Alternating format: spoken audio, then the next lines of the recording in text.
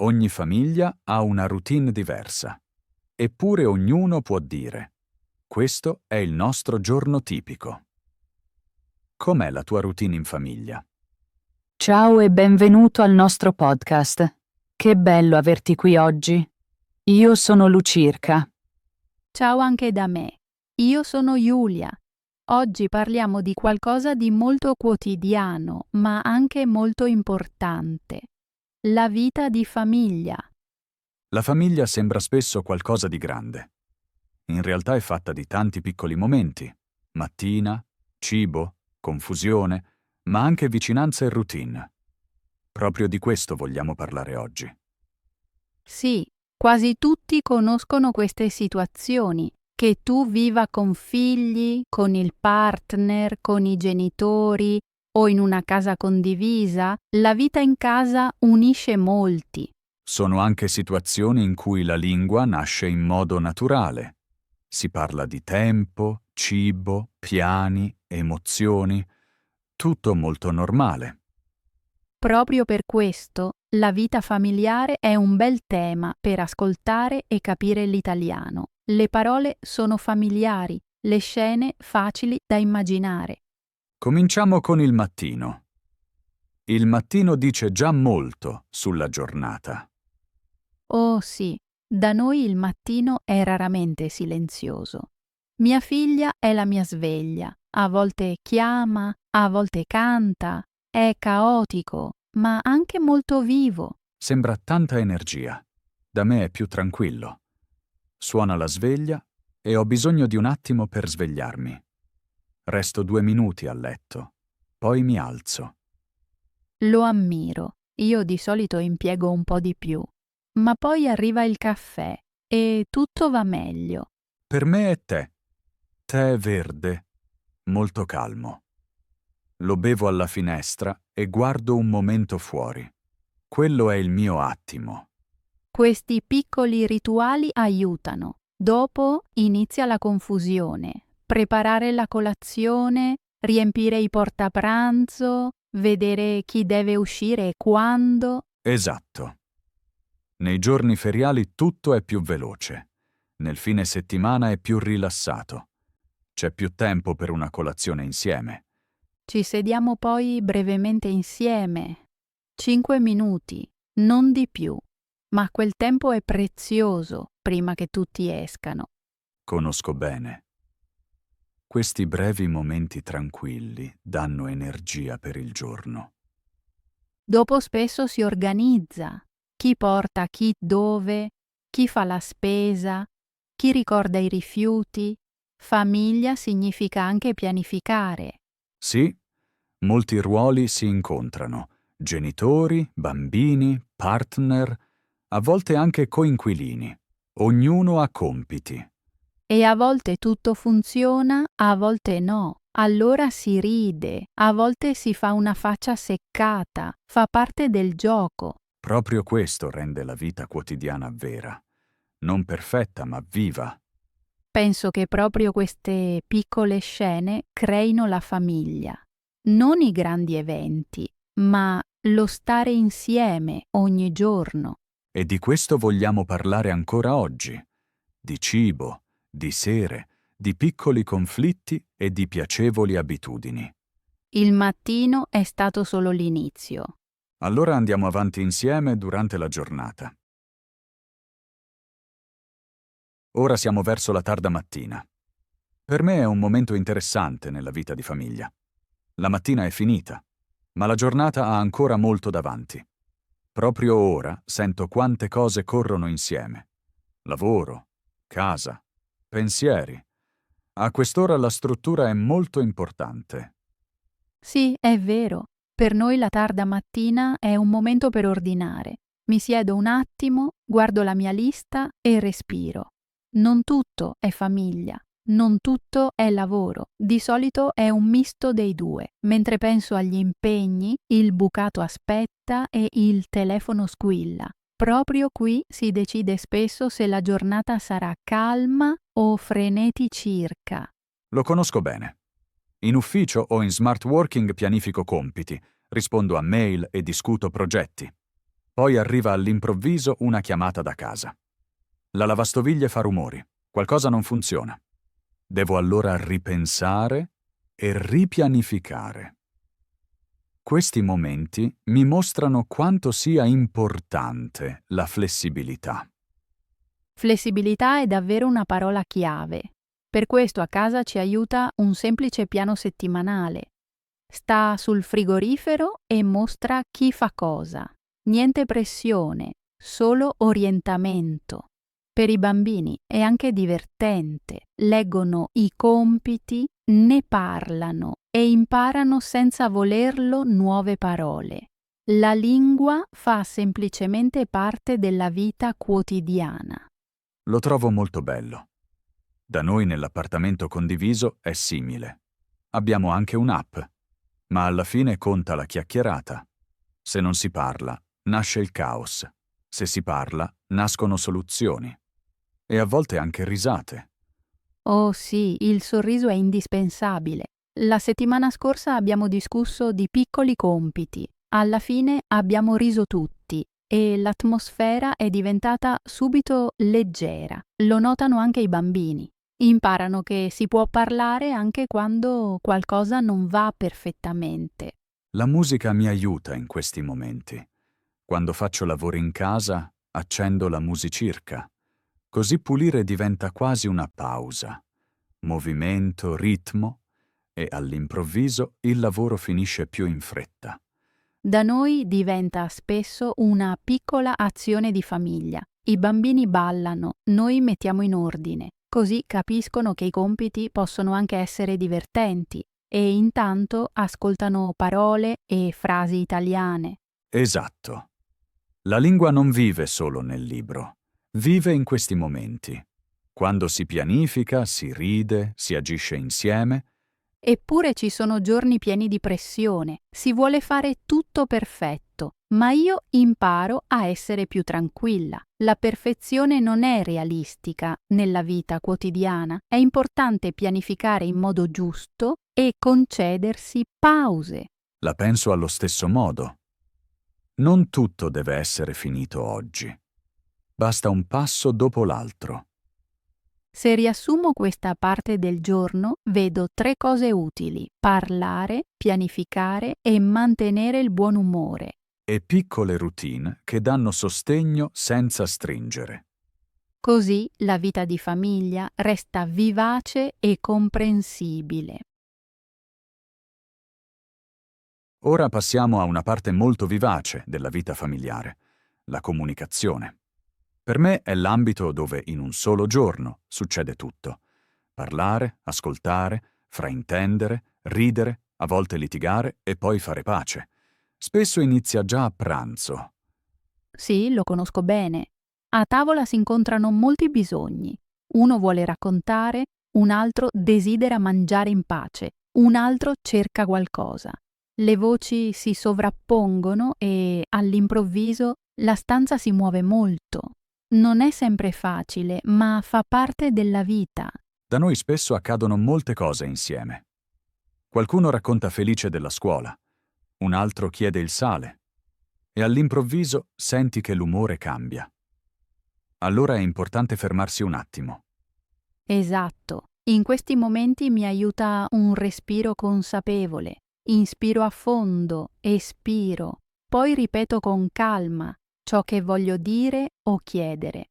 Spesso la situazione cambia già così. È un buon metodo.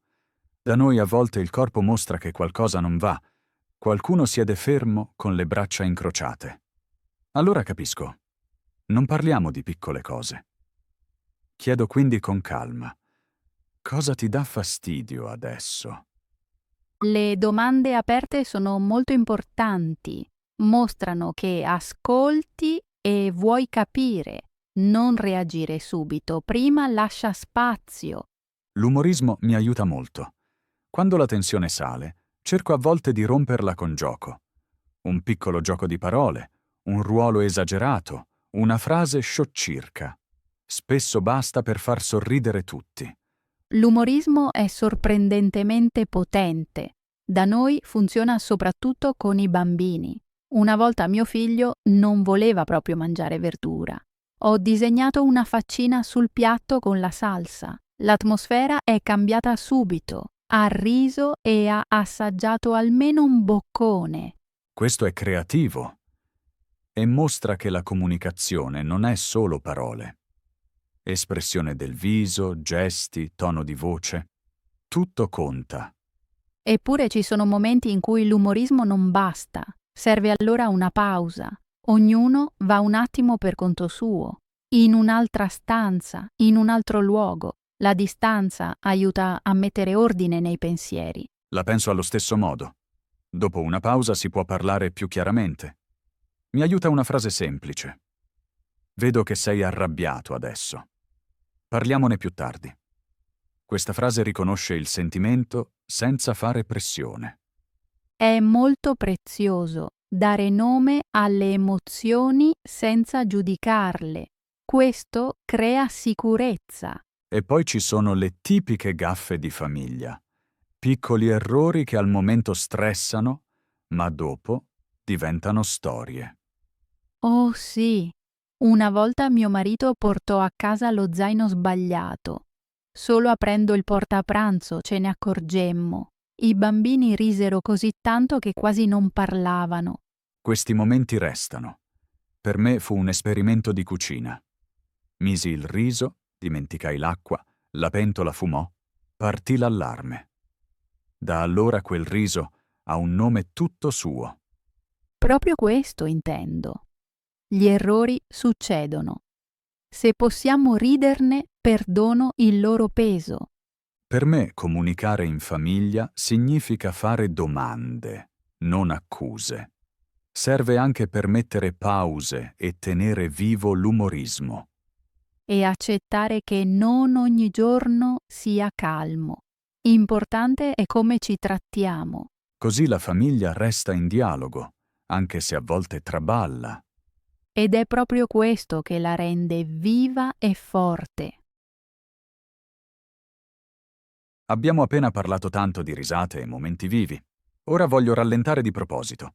Parliamo di calma, di quei tempi silenziosi nella vita di famiglia che spesso ignoriamo, anche se danno molta forza. Sì, questi momenti non sono rumorosi, non sono spettacolari, ma sono importanti. Da noi nascono a volte da soli. Siamo tutti in soggiorno, ma ognuno fa qualcosa di diverso. Mio marito legge il giornale, i bambini disegnano o costruiscono e io siedo e ricamo un piccolo motivo. Nessuno parla, si sente solo carta, matite, respiro. Questo silenzio sembra caldo. Sembra molto pacifico. Da me tali momenti nascono spesso nel pomeriggio, quando la luce diventa più morbida e entra dalla finestra. Allora mi siedo in poltrona, preparo una tisana alle erbe e guardo semplicemente fuori. Niente telefono, niente musicirca, solo lo sguardo e i pensieri che rallentano. Proprio questo intendo. Molti pensano che la famiglia sia sempre rumorosa, ma la vicinanza silenziosa è altrettanto forte. Non serve parlare per essere uniti. Ricordo un momento in cui mia figlia si appoggiò a lungo alla mia gamba. Non dicemmo una parola. Dopo disse solo: «È stato bello». Allora capii che il silenzio può creare vicinanza. Questo mi toccirca. I bambini sentono la calma spesso in modo diretto, forse più degli adulti. Perciò cerco di proteggere consapevolmente queste pause. A volte metto un foglio sul tavolo della cucina. Zona silenziosa, per favore. Non è un divieto, piuttosto un invito. È una bella idea. Da noi c'è un piccolo rito. Abbiamo una campana tibetana. Quando la colpisco piano, tutti sanno: ora arriva la calma. Il suono è morbido, quasi magico. I bambini lo amano. Mi piace. Il silenzio a volte ha bisogno di un segno. Non rigido, ma gentile. Anche la luce può aiutare. Meno luminosità, meno voci. Sì, e nel silenzio succede qualcosa dentro. Arrivano pensieri, ricordi, a volte preoccupazioni. Cerco allora di non trattenere nulla. Respiro e lascio scorrere i pensieri. Se qualcosa resta importante, lo scrivo dopo. Faccio qualcosa di simile. Un piccolo quaderno mi aiuta a svuotare la testa. Dopotutto sembra più chiaro. Penso anche che il silenzio aiuti nei conflitti. Quando l'atmosfera è tesa, un breve attimo silenzioso porta spesso più di molte parole. Assolutamente. Un passo verso la finestra, aria fresca, qualche respiro. Dopo si parla in modo diverso. Soprattutto la sera amo questa calma. In estate mi siedo spesso in giardino. I bambini dormono, l'aria è calda, i grilli cantano, annaffio i fiori e sento l'acqua. In quei minuti provo gratitudine. Per me è stato simile lo scorso inverno. Cadeva neve fitta. Stavamo alla finestra, nessuno parlava. Tutto era ovattato. Quei 10 minuti hanno cambiato l'intera giornata. Il silenzio è come una piccola vacanza in mezzo alla routine. Sì. Ed è possibile ovunque, se lo permetti. Siamo arrivati alla sera, il mio momento preferito della giornata. Anche per me. Il giorno si addormenta piano e noi con lui. Come inizia il vostro rituale serale? Alle 7 chiamo. Cena. Allora tutti escono dai propri angoli. Avete un menù fisso? Lunedì zuppa, martedì pasta, mercoledì avanzi, giovedì frittelle, venerdì pizza. Così tutti sanno. Evita discussioni. Da noi cucina chi arriva per primo. Idea coraggiosa. E se nessuno ha voglia? Allora pane con formaggio. Facile, veloce, buono. Nulla contro il pane, al formaggio. Anche i bambini lo adorano. Durante la cena facciamo 3 giri. Cosa è andato bene? Cosa è stato difficile? Cosa impariamo? Bella struttura. Ognuno riceve tempo per parlare. Sì, anche il coinquilino silenzioso ha così il suo palco. Da noi parlano prima i bambini, poi noi genitori. Così ascoltano meglio. Dopo il pasto, da voi c'è sicuramente il riordino. Giusto. Uno porta i piatti, un altro pulisce il tavolo, il terzo avvia la lavastoviglie. Il lavoro di squadra cancella il caos più veloce. Esatto. Cosa fate dopo i piatti?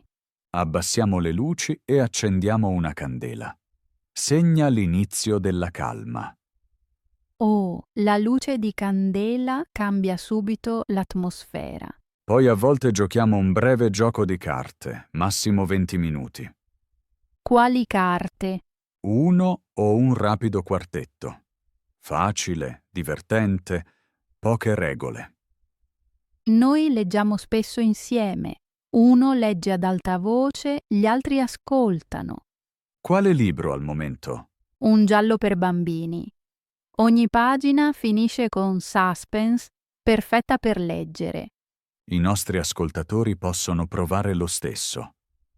Leggere ad alta voce allena la lingua e crea vicinanza. Giusto, dopo la lettura portiamo i bambini a letto. Denti, pigiama e un bacio. E poi? Tempo divano? Sì, mio marito ed io ci sediamo sul divano con un tè. A volte parliamo, a volte restiamo in silenzio, come in una nuvola di calma. Io faccio spesso una passeggiata. 10 minuti intorno all'isolato. L'aria fresca schiarisce la mente.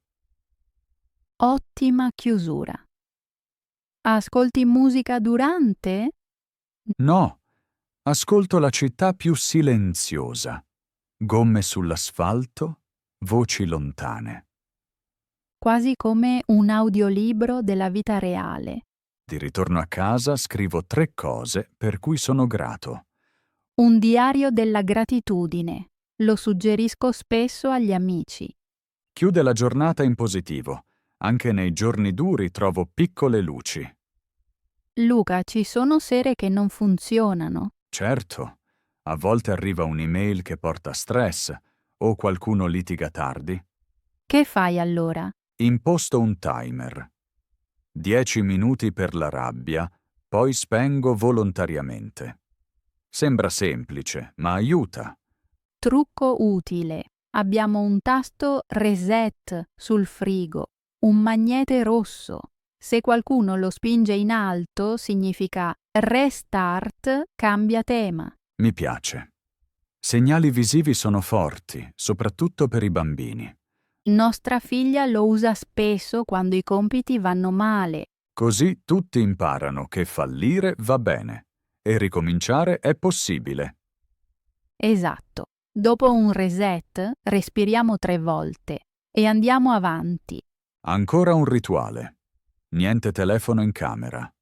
Solo una sveglia analogicirca. Sì, zona senza luce blu. Poi leggo 2 pagine di poesie. Le poesie prima del sonno calmano i pensieri. A volte scrivo anche io piccoli versi, non perfetti ma sinceri. Forse un giorno ascolteremo qui una poesia di Giulia. Chissà, per oggi resta privata. Giusto. I nostri ascoltatori possono anche essere creativi, dipingere, scrivere, musica soffusa. O semplicemente rivedere la giornata nella mente e lasciarla andare. Lasciare andare è la parola chiave della sera. Luca, sento che anche le nostre voci si abbassano. Sì, la sera ci porta giù verso il relax. Forse alcuni ascoltatori sono già a letto, luce quasi spenta. Allora auguriamo loro già adesso sogni dolci. Ma restiamo ancora un momento. Giusto, uno sguardo finale al giorno. Abbiamo lavorato, riso, litigato, respirato, imparato e ora riposiamo. Un cerchio completo. Famiglia significa movimento e sostegno insieme. Bel pensiero. Grazie. Con questo passo dolcemente verso la fine della puntata. Non ancora, ci serve presto il tuo riassunto. Giusto, ma quella frase era già un buon passaggio. Luca, trovo bella la tua idea del cerchio. È una buona frase per chiudere tutto, vero? Sì, va bene. Vuoi che riassuma in breve ciò che abbiamo detto oggi? Volentieri, riassumilo con calma per i nostri ascoltatori. Ecco il mio riassunto. Abbiamo seguito la giornata di una famiglia. All'inizio c'era il mattino, sveglia, caffè, tè e piccoli piani. Abbiamo visto che i rituali, come una colazione insieme, danno struttura. Poi è arrivato il tardo mattino con i compiti. Abbiamo parlato di piani settimanali, di app e di molto umore mentre si pulisce. Comunicazione, divisione giusta e pause flessibili erano importanti. Dopo abbiamo discusso di conversazioni, conflitti e risate. I nostri consigli: fare domande, respirare, usare umorismo e fermarsi se serve. Gli esempi con cuffie, telecomando e riso senza acqua hanno mostrato come gli errori diventano storie. Nel quarto parte abbiamo ascoltato il silenzio. Abbiamo descritto pomeriggi calmi, campane tibetane, quaderni e pause digitali. Questa calma dona energia e spazio ai pensieri. Infine siamo arrivati alla sera. Abbiamo parlato di menù fissi, luce di candela, giochi brevi, passeggiate e diario di gratitudine. Un magnete rosso come reset ci ha ricordato che un nuovo inizio è sempre possibile. Il filo rosso del giorno era chiaro. Famiglia significa movimento e sostegno insieme. Piccoli rituali, parole sincere, umorismo e silenzio consapevole costruiscono una casa calda. Grazie, Lucirca. Era chiaro e facile da capire. Penso che ora i nostri ascoltatori abbiano un quadro completo. Lo spero.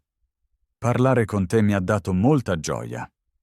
Anche a me è stato bello ascoltare la tua visione ottimista da coinquilino. E io ho imparato molto dalla tua esperienza di buona ascoltatrice e mamma. Proverò davvero la tua campana tibetana. Fallo. Magari alcuni ascoltatori ci scrivono quali segnali di calma usano a casa.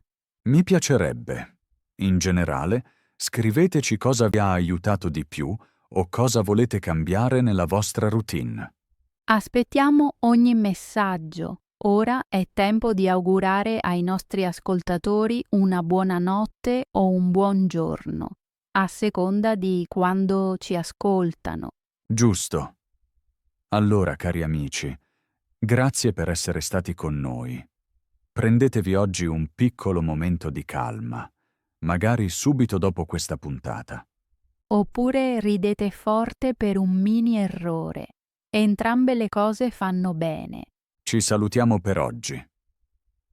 Dico, restate curiosi, restate gentili e alla prossima puntata. Anche da parte mia un grazie di cuore. È stato piacevole chiacchierare con Luca sul quotidiano. Speriamo abbiate ascoltato con relax e imparato qualche parola nuova. Sintonizzatevi volentieri anche la prossima volta. Prendetevi cura di voi e passate una bella giornata o una notte tranquilla. Ciao e a presto. Ciao!